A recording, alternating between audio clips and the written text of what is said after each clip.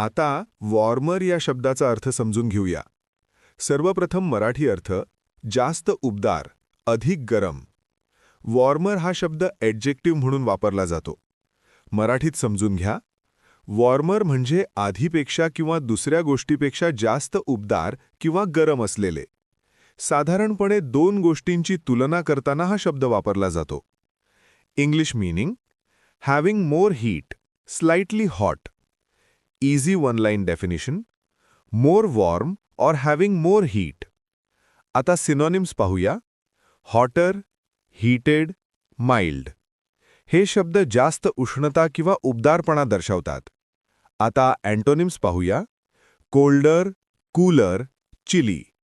हे शब्द कमी उबदार किंवा अधिक थंड असणे दर्शवतात. आता उदाहरणे पाहूया. पहिले वाक्य: the weather becomes warmer in summer. उन्हाळ्यात हवामान जास्त उबदार होते. इथे वॉर्मर म्हणजे उन्हाळ्यात तापमान वाढते.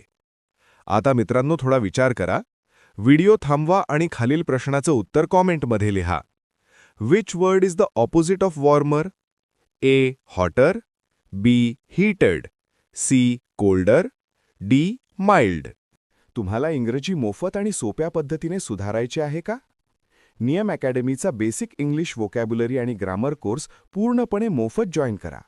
आत्ताच हा नंबर नियम अकॅडमी इंग्लिश नावाने सेव्ह करा.